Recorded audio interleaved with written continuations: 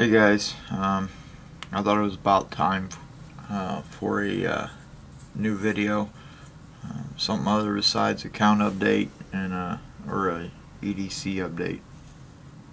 So I thought I'd review one of my favorite EDC knives. This is the Spyderco Tenacious. There's actually two parts to this video, but I'm going to try to edit it into one. I also made a part to cleaning it and a part to how I polish the knife. You don't have to polish it, but I find it, it helps make it smooth.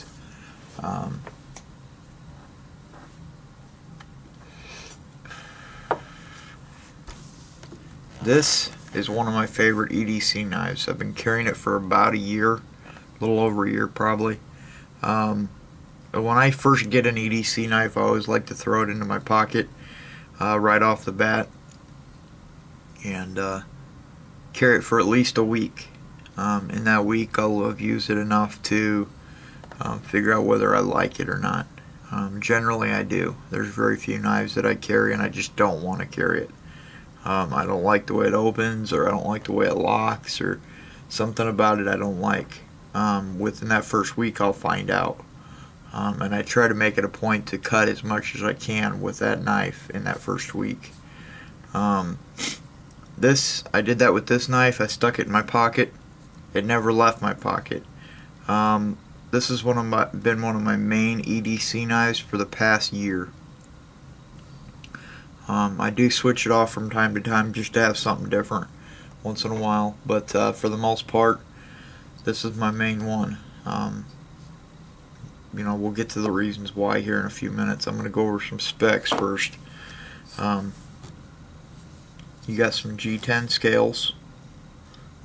They're not real grippy, they're slick.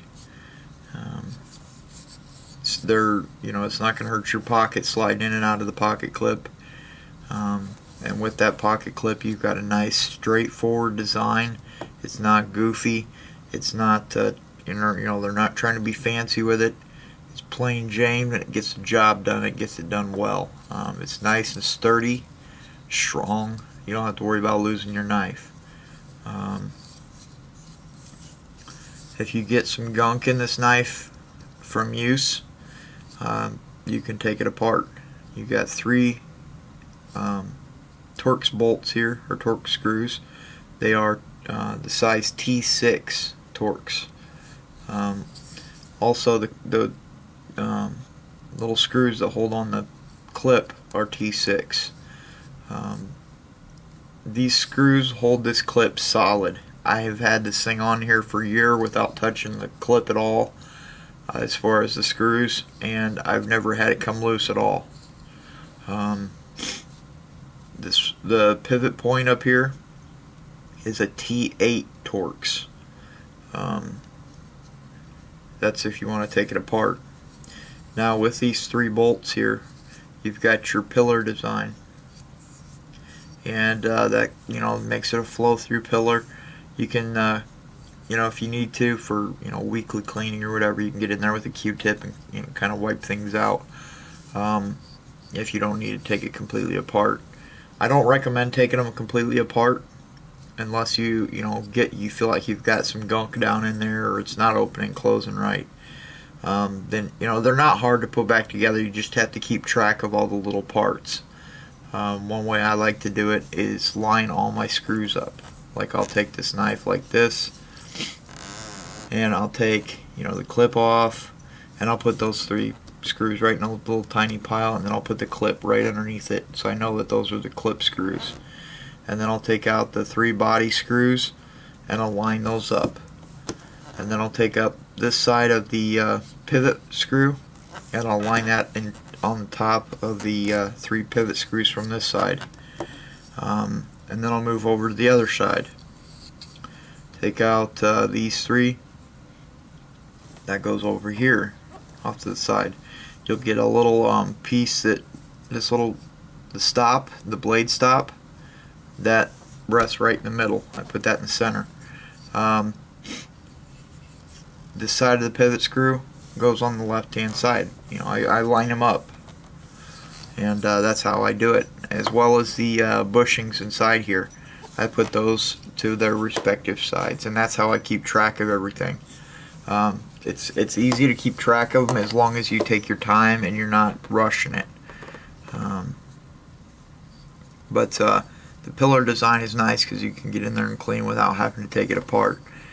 Sometimes it is necessary to take it apart, and you've got that option. It's, as far as the blade, it opens nice and smooth with a slight flick of the wrist,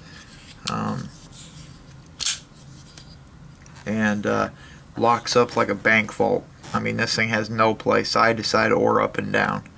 But that's what you want. I mean, you want a nice solid lockup. You've got a 3.5-inch blade here. It is 8 CR13 MOV, which is equal to AUS 8. From the widest point on this blade is 1.25 inches. You've got an 1/8 inch thick at the thickest point right up here, and that tapers down to your point. You've got a nice sharp tip for, if you need to puncture anything. And you've got a flat grind, and you've got a secondary bevel. I've had this thing so long I don't remember how it came out of the box as far as an edge, but I've heard people say it comes out of the box razor sharp. So, and they're easy to touch up. This 8 CR13 MOV, it's easy to sharpen, and it holds an edge relatively well for this type of steel it is. I like to, when I go to sharpen it, I use a little Niven DC4 sharpener, and it's a diamond on one side and ceramic on the other. This is my favorite sharpener for my pocket knives. And you're basically using the weight of the knife. You're not even pushing. You use your thumb to guide it, and you find your angle, and you draw like you're cutting a very thin slice, almost like you're cutting a tomato. You don't want to use a lot of pressure. And then when you do that, 7 strokes or however many you want to do on either side, you come over here to the ceramic. And usually by then, you've got a nice hair popping edge. After that, sometimes I'll take it and strop it a few times on a leather belt. I've got a nice sharp edge on this thing. Overall, this knife is 7 3/4 inches long.